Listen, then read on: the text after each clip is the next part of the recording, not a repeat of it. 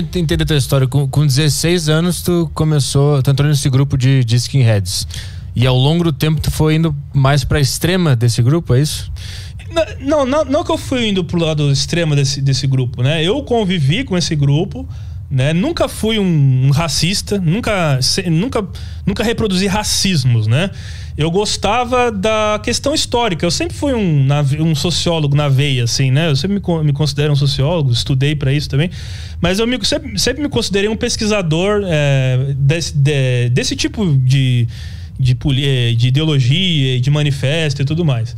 E eu acho que desde aquela época eu já tinha um olhar de pesquisador, né? Como eu tinha muita proximidade com o tema por conta do meu avô, que lutou na guerra e tal, eu cheguei a participar de tudo isso e me identificava com o tema, mas eu não achava que tinham que matar todo mundo, que tinha que eliminar o diferente e tudo. Tanto que as vezes que eu mais gostava, estando com aquelas pessoas, era quando a gente discutia sobre história. Né? Quando eu tava com aqueles moleques lá, e a gente começava a falar sobre... você tá ligado àquela batalha de Stalingrado? Então, teve uma batalha assim, a gente começava a falar das táticas militares. Eu gostava disso, cara. Eu gostava de colecionar coisa militar, medalha de guerra. Eu gostava dessas coisas e gosto até hoje, né? Gosto dessas coisas até hoje. Dessa parte, assim, de história, dessa parte de colecionar artigos militares. É disso que eu gosto. Agora, quando passava pra essas coisas de, vamos lá bater naquele cara porque ele pensa assim, ou vamos lá fazer tal coisa, aí eu já não concordava, cara. Aí eu já ficava de fora, tanto que não participava desses atos. E foi muito breve a minha participação também nisso, né? Depois eu já fui saindo disso, fui vendo que as próprias ideias que eu cheguei a acreditar não fazia mais sentido pra mim, principalmente depois que eu morei nos Estados Unidos, eu trabalhei lá como imigrante, fui como um imigrante pros Estados Unidos. E aí senti na pele que um imigrante passa, né? Senti preconceito também. Fiz amizade com pessoas de países que nunca tinha ouvido falar. Eu morei com um colega de quarto do Nepal. Conheci um amigo meu lá do Malawi, africano do Malawi. Um dos meus melhores amigos até hoje, que foi o José, dominicano, né? Da República Dominicana, mestiço, caribenho. E aí eu vi que não tinha nada, esse tipo de coisa não tem nada a ver. Eu vi que o amor ao nacionalismo não é você amar apenas o seu nacionalismo, os seus iguais. É você reconhecer que culturas diferentes também são belas e também devem preservar as suas culturas, ou se não quiser preservar, não é obrigado a preservar, lógico que não. E aí me despertou o sentimento antropológico. Aí quando eu tive contato com a antropologia, quando eu fui para a faculdade, quando eu voltei pro Brasil, e eu tive contato com a antropologia, aí eu me senti em casa, porque a antropologia é o estudo realmente de tudo isso, né? Mas por que tu foi pros Estados Unidos nessa época? Eu fui a trabalho mesmo, né? Pra ter uma experiência de intercâmbio, de trabalho e tudo. E meus pais, né, sofrendo tanto, vendo que eu, naquela época, tava na vadiagem, ficava pra rua, ficava fazendo essas coisas. Minha mãe já não... Ela desconfiava, mas ela sabia que, no fundo, que eu tava convivendo com pessoas perigosas e tal. E eles falaram, bom, vamos mandar ele pra fora que talvez lá ele vai ter um corretivo sentindo na pele, né? E eu senti mesmo, cara. Trabalhei como faxineiro, trabalhei ajudando em construção, né? Trabalhei na construção, depois trabalhei na recepção de um hotel, fui promovido à recepção de um hotel. Tava muito bem lá, assim. Depois resolvi voltar, né? Queria ficar perto dos meus pais. Tinha deixado uma namorada aqui também. A gente terminou, depois voltou. Aí eu voltei atrás dela depois e acabei não voltando mais, né? E quero ficar no Brasil, não quero sair daqui, né? Essas ideias, ideologias, visões, elas são muito seduzentes pro jovem. O jovem que tá perdido, que tá com a cabeça vazia, é muito fácil ele ser sugado, né, por essas ideias. Ainda mais, quanto mais extremo, acho que é mais fácil de ser sugado, né? Tem jovem, ou até hoje com blog na internet aí, neonazista, falando coisa de minoria e tal. E é sempre jovem, é incrível, é sempre jovem, assim. Por que essas ideias seduzem tanto os jovens? Eu acho que que elas prometem, né? Elas prometem soluções simples para problemas complexos. E elas também ocupam um vazio que o jovem às vezes tem, que ele não consegue preencher com alguma outra coisa. Por exemplo, quando você tem amor às humanidades, né, a sociologia, a antropologia, a história, ou você tem uma paixão pela música, ou você tem uma paixão por algum esporte, alguma coisa assim, você preenche um vazio da sua vida, né? Ou você dá uma significação à sua vida a alguma coisa que não fica limitada apenas às necessidades básicas, se alimentar, dormir, enfim, fisiológicas. Você tem algo a mais, né? E o jovem que não consegue preencher essa lacuna, esse gap, esse vazio, esse vão, que todos nós deveríamos ter um hobby ou alguma coisa que nos traz uma razão de viver, uma razão de seguir em frente. O jovem que não tem isso, ele acaba muitas vezes sendo seduzido por essas ideologias e por esses grupos.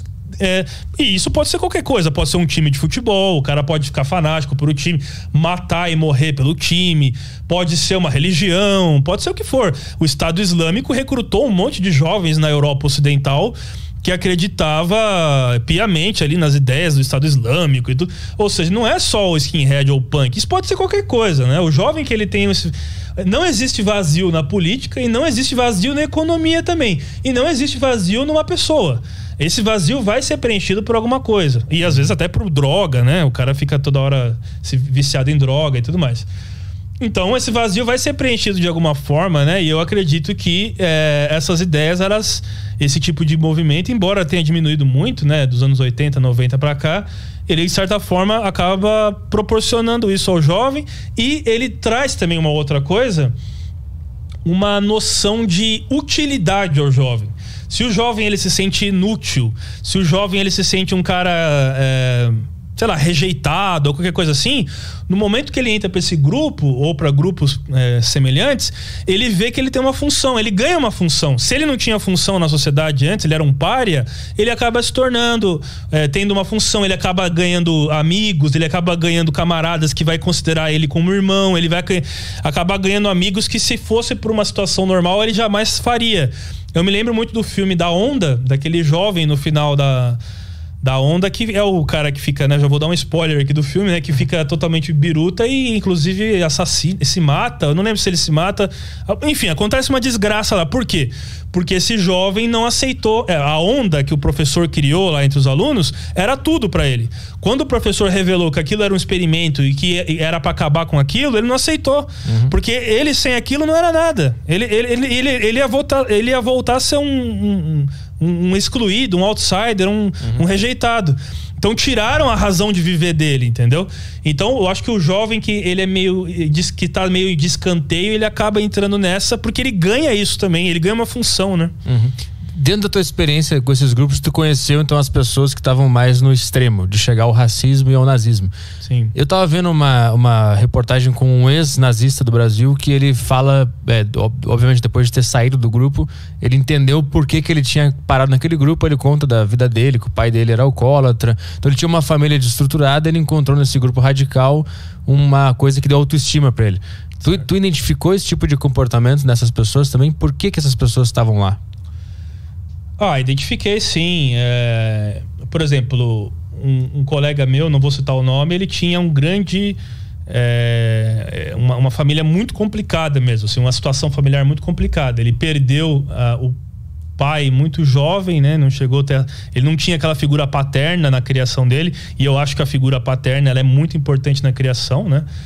Pessoal, enfim, existem vários tipos de família hoje, eu sei disso. Não tô falando que não é permitido, não se possa ter outras configurações de família. Eu concordo com as outras configurações de família, onde há o amor é o que importa, mas a figura paterna ela é importante para quase todas as experiências desses jovens que eu conheci. Grande parte deles tinha problemas com o pai, né? Muitos deles. E esse colega meu, ele tinha um problema com o pai dele que ele não conheceu e tal, e a mãe dele era vamos dizer assim, uma mulher da vida, né? Uhum. Uma mulher que tinha uma profissão que, enfim, ele sabia, cresceu nesse ambiente, assim, sabendo que a mãe dele era assim e tal. E ele era criado pela tia dele, né? E aí ele sabia, né, que, enfim, da condição da mãe dele, enfim. Bom, enfim, ele nunca falou muito, assim, a gente especulava muita coisa também, mas a gente sabia que ele era um jovem sofrido, que tinha essa dor, assim, de não ter tido, às vezes, a presença de um pai, de uma mãe, tudo.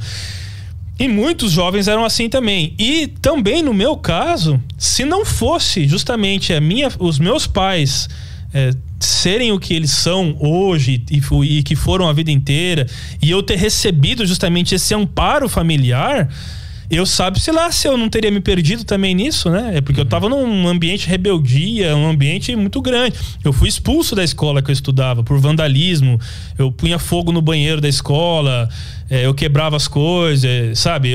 Porque o diretor da escola, ele era maçom, né? Eu não sei porque a gente achava que ele era maçom, porque ele assinava com 3 pontinhos do lado do nome.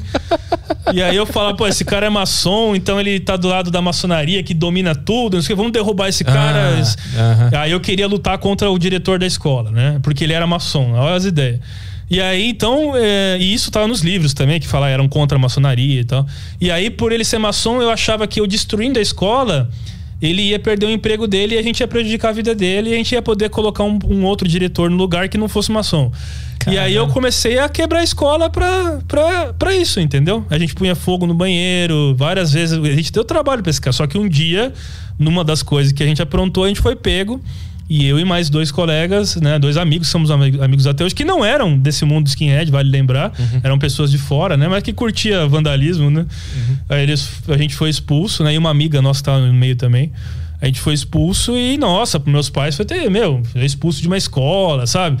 Mas assim, eu nunca cheguei a mais do que isso. O máximo que eu ia era coisa de vandalismo. Eu nunca cheguei no ponto de agredir pessoas ou de discriminar pessoas. Não cheguei nesse ponto.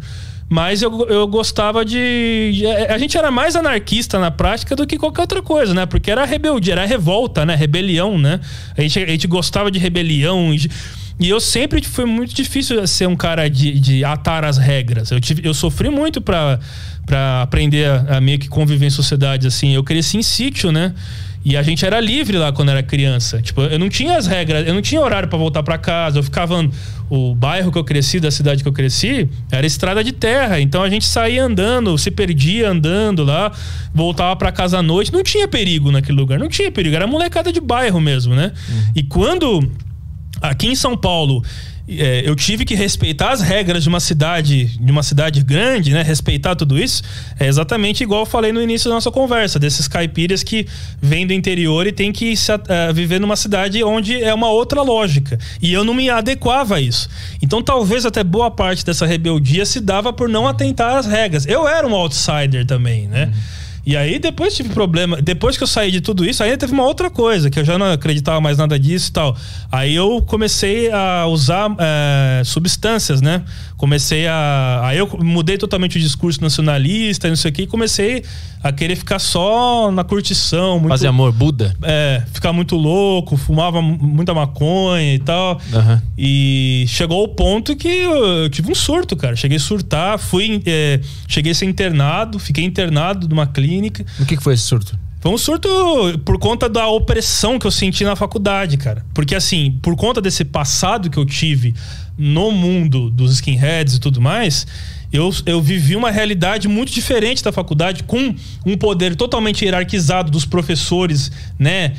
Que nem o sapato, você colocar um sapato menor que o seu pé, cara. Você vai estar machucando o seu pé, cara. Mas eles sabiam que tu tinha participado? Na época eu já dava umas entrevistas já, né? Na mídia. Já tinha lançado a primeira edição do livro, né? E aí eu sofri muito, cara, porque eu já não pensava mais assim, como eu pensava na época, né? E aí eu sofri muito na mão na academia, pra mim, foi uma experiência muito terrível, cara. Eu tenho até hoje várias críticas à academia, assim, até mágoas, assim, e ressentimento, eu até confesso que é ressentimento, que eu tenho academia justamente por isso, né? E aí eu saí de lá, mas isso me levou a um surto, cara. Cheguei a ficar surtado, enfim.